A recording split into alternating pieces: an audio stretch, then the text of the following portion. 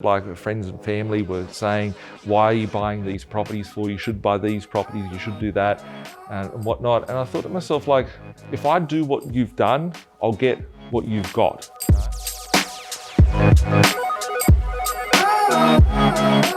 Nathan Birch, 35 years old, from Sydney. Yeah. You're 35 years old and you own over 200 homes. Yeah. Now, I've been in real estate industry for over 20 years, and I've seen people that own one house, or 5, or 20 homes. And then I know a few people that own 50. You own over 200 homes. Over 200. So from my understanding, you didn't have a family that gave you 200 homes. You hustled your way from 0 to over 200 homes. Take us back. Started when I was about 13 years old, right? Like most of my friends were getting magazines and I was getting my hands on the homes magazines. And with the properties, I was excited because my brothers were about, like my parents were nearly 50 when they had me. And when I was growing up, my brothers were like 30. They were buying a house to live in and a house for investment. And I was like, I want to be like my brothers. And I was 13 years old, but my family always struggled. I came from a blue collar family, Western Sydney, and I didn't want to have to work. I failed every grade from kindergarten to year 12, so I was thinking my income potential from getting a job wasn't going to be the greatest. So I thought, rich people have property, I want to have property. More property you have, the richer I'll be. How can I get there? And I worked out a strategy that I wanted to buy below market value properties because I'm making money on the way in. And I wanted to buy properties with positive cash flows, so they're putting money in my pocket each week to support an income and a lifestyle. And I wanted to buy them with upside for capital growth. So there's 3 things that I look at. But it was more of the strategy. Looking back now, I always talk about those 3 elements, but the strategy was ultimately to get the right vehicle. Property is just a vehicle to get me from where I am to where I want to be. And when I first started out, I didn't know anything. There was no internet, there was no YouTube, there was no videos out there, there was no mentors. There was no Nathan Birch you can get in touch with to learn from. There was there was nothing out there. And I just had a strategy that if I could have 10 properties, that would be giving me $100 a week in my pocket. That's $1,000 a week. 50 grand seemed like big income at 18, and when I bought the first one, and I was like, that's my goal. So I thought if I could do that by the age of 30, I'll be great. And then I didn't know how the fuck I was going to get there. I just hustled. So how did you buy your first home? So between the age of 13 and 18, I worked in a family business. We had a fish shop, so I was selling goldfish and tropical fish and fish tanks and all that sort of stuff, like a pet shop. And I just worked on the weekends. I'd finish school earlier in the day so I could come at work, earn some money. And I'd saved a deposit of about 35, 40 grand by the time I was 18. And I bought my first property in Western Sydney in Mount Druitt in the blue collar suburb. And that was my first one. And I just wanted to buy a second one very quickly. And I worked hard, saved up the second deposit, worked hard, saved up the third deposit. And then I didn't even know what equity was. I didn't know anything. My family were like, debt's bad, don't get into debt. And I realized that debt was a really great strategy because it's not necessarily always the property goes up in value. It's that the currency loses its value and debt becomes irrelevant with inflation. So I can pay off today's debt with tomorrow's dollar and get the asset for free. So nowadays it's more of a game. And 200 properties later. Yeah, they're properties that I own still. Like I've bought and sold maybe like 50 or 100 on top of that. I haven't even counted them. But yeah, I own over 200 at the moment. So how do you manage over 200 homes? Do you even have properties that you don't even know where they are? I actually try and keep tabs on everything. So I've got I like to think I've got good memory.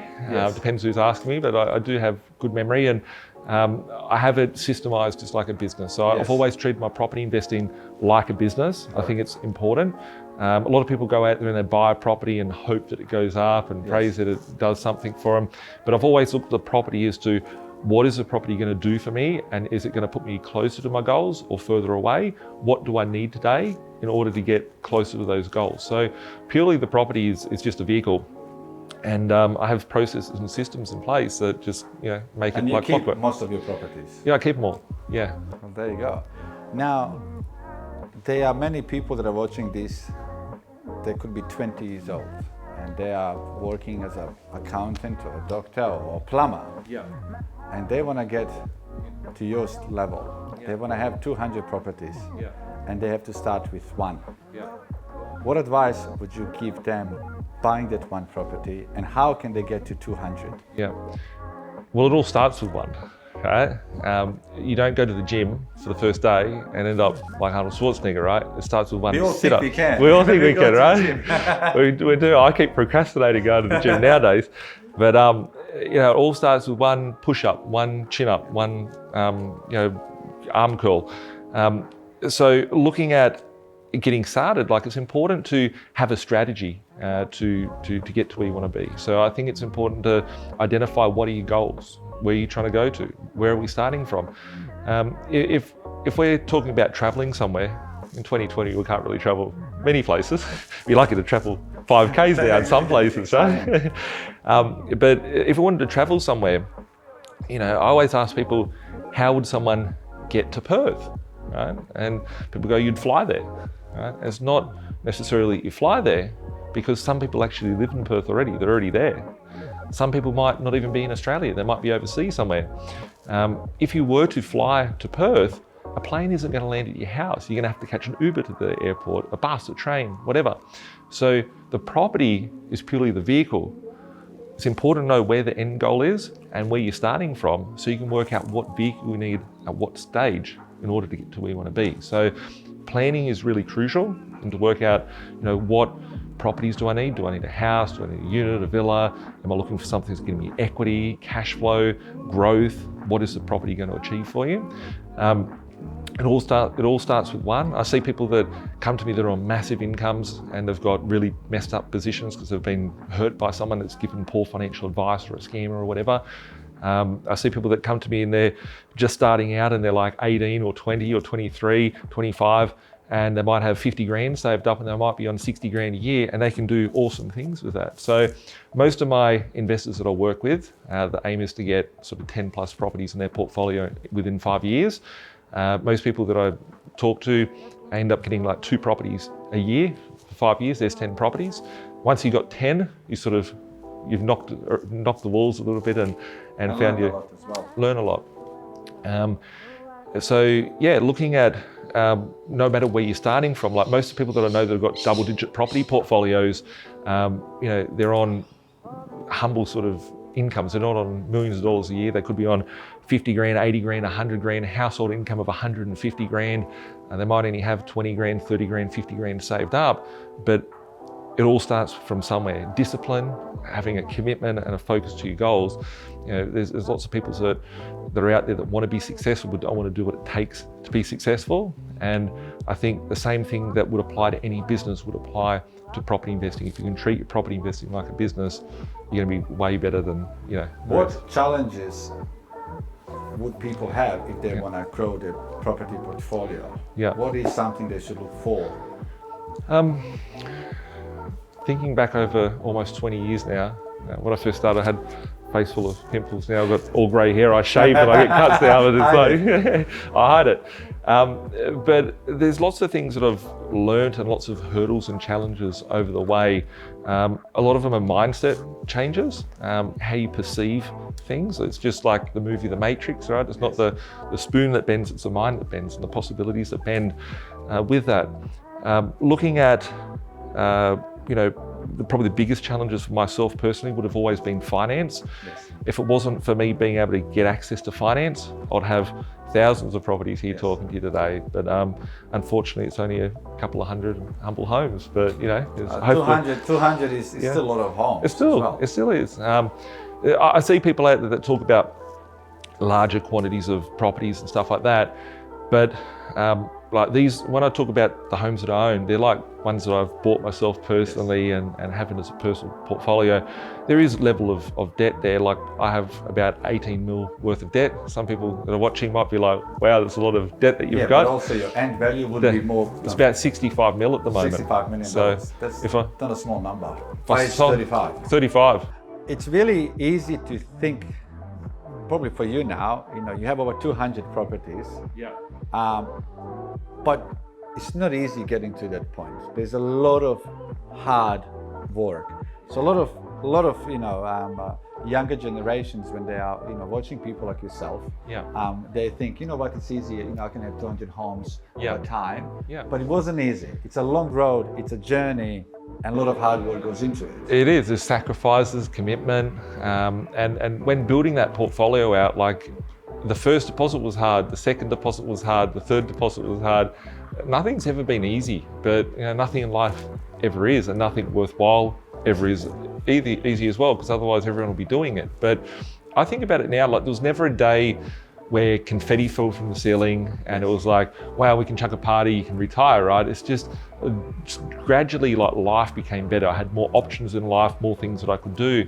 And I look at it now and I think to myself, like, what has really changed? Like, I've got options of freedom, I've got options of not having to go to work. I think about it, I think, okay, if I had to sell off one property a year, I've got 200 years there, and sell off one property a year for the next 200 years, right? Like, I've been able to set it up for life, but that didn't come without any sort of great sacrifices or commitments, or time commitments. I've worked 20-hour days for years. I still to this day work 20-hour days. There was a point where I worked for 7 years, 2 full-time jobs to get my deposits, to get started. I never earned in an income more than $100,000 a year when building my portfolio. My portfolio was built on under 100 grand a year, and I was fortunate. It's possible for people to build a portfolio without earning $1 million. I was earning at all times. My highest income was about $110,000 from working 2 full-time jobs. That was for like 1 year of my career, and the rest of them I just got either between 50 and 100 grand a year. And I just pumped all that money back into property. I made sacrifices. I used to save like 90% of my money. I tried to live at home as long as I could. I was fortunate enough at the age of 24 in the middle of the GFC in 2009 to quit my job. I realised I couldn't get finance using my pay slips anymore. So I realised that I was doing myself a disservice by being at work. I started doing some flips, and I bought some properties and renovated and went to sell them. And I was picking up properties for like 20 grand that were kicked in, fire damage, like very different to where we are today. And those properties, like I had 5 of them, and I spent like 25 grand, 20 grand on renovating each one, and I owned them outright. And I was sitting there thinking, I can sell these and make like 600-700 grand profit on them, or I could keep them, and those properties, equity to keep going. But that's an extra $200 a week times 5. There's an extra $1,000 a week, 50 grand a year. So that was, to my bottom line, the cash flow. I'm not sure if you realize, Nathan, you are inspiration. And I'm not saying this because I'm actually interviewing you, but you are inspiration to many people, including myself. I'm a little bit older than you. I'll definitely look older than you. I'm not sure how much older I am, but you're inspiration to a lot of people. Yeah. I hope you really realize that. I don't actually think of it as that, because I just walk through life and just do things that I find fun, and like people can gain some benefit from that, and that's cool. That's what excites me nowadays. So do you sit back and think to yourself, wow, I'm 35 years old at 200 homes. I mean, journey has been hard to get to any successful point in your life. But once you get there, do you ever sit back? No, I never sit there and look at it.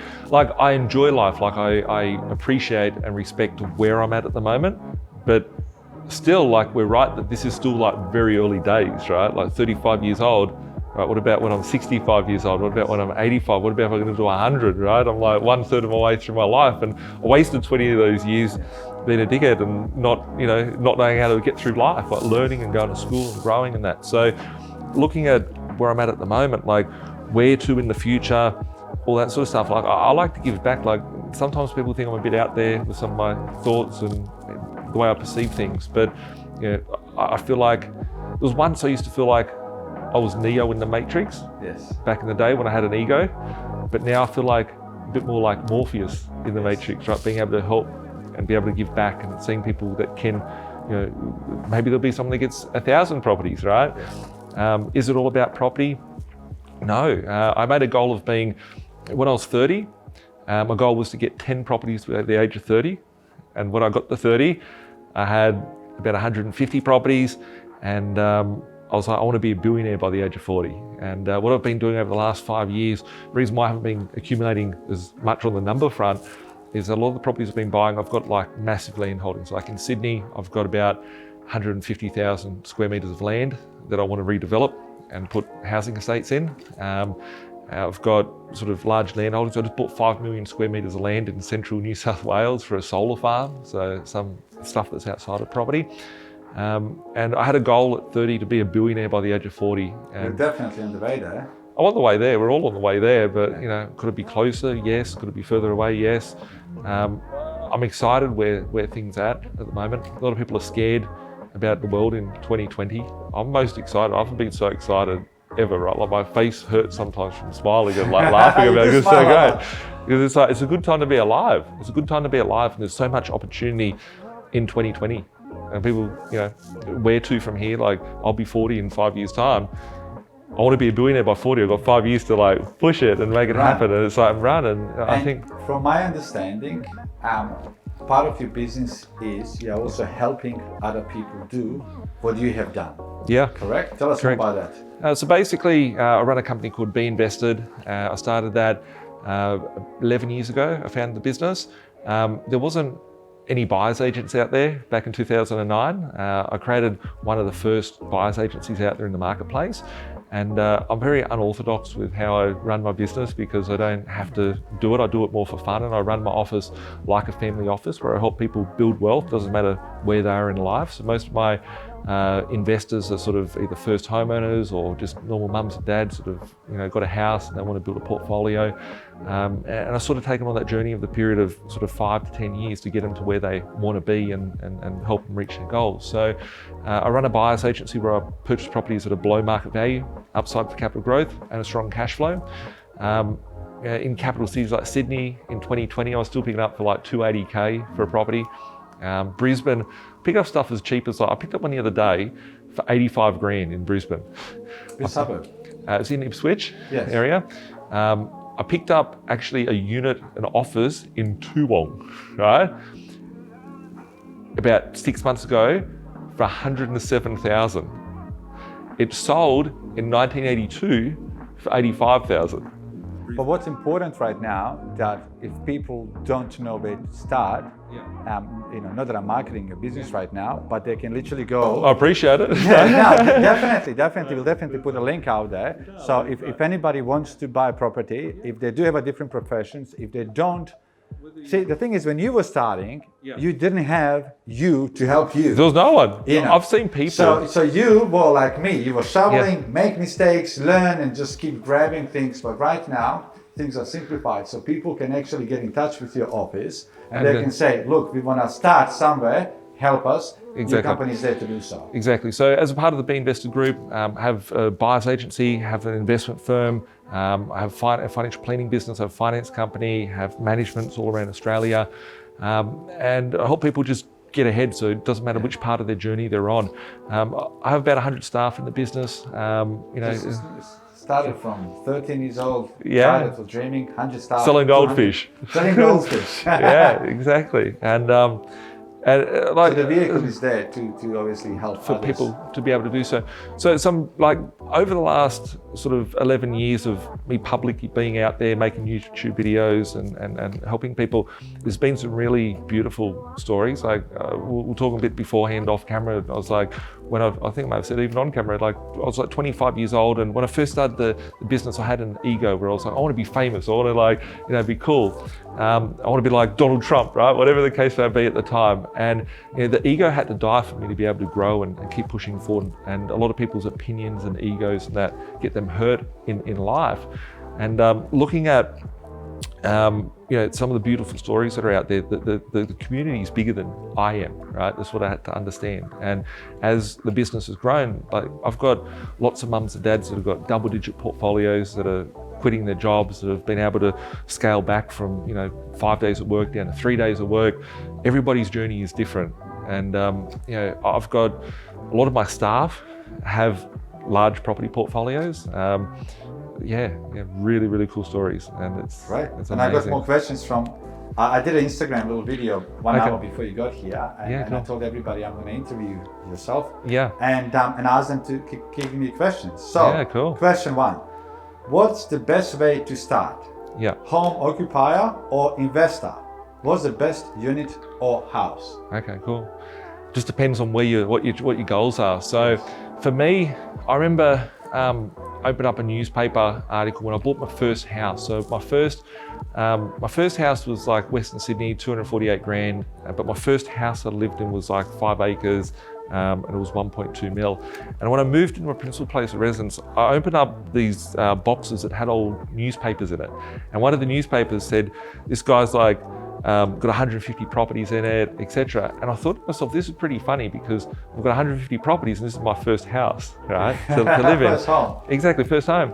And looking at it, it depends on everybody's goals, right? Like if you've got a family, you want to have stability, buy a house to live in. If you want to, hit the ground hustling, like I think that if we see the market double in like, whether it be today, tomorrow, 5 years, 10 years down the track, would you want to double your family home of $500,000 into $1 million, which you still need that house, or would you want to double 20 properties or 10 properties at 250, 300 grand a piece? You could be doubling 5 mil into 10 mil. I think that's a good answer that will get a lot of people thinking. You want the asset base there to be able to take through. So there's no right or wrong. Having a strategy that works in line with your goals. I think of that taco ad where the little kid says, why don't we have the taco that stands up, right? Yes. Why can't you have both? Why can't you have the principal place and and the investment? What has been the most challenging thing you have came across? It's a good one. It's a good one. It's a good one. Yeah. Knowledge, a lot of it inner self. Getting educated on what's happening out there, finding your own journey, right? Like a lot of people just go through life, they go to a 12-year indoctrination camp, they become an employee that goes to get a job. And I think breaking that mold to be able to, there's a lot of pressures that are around in life, people's social pressures to say, be this, do that. I think breaking through them and breaking through the social normal and being able to, take actions and make moves, I think that's a big one. Banks have always been an issue for me. I don't fit their mold anymore, so getting finance is always a pain.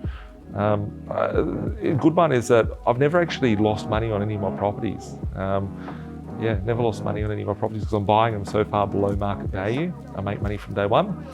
And looking at opportunity cost, like I had a lot of opinions back in the early days. That was from fear, I didn't know.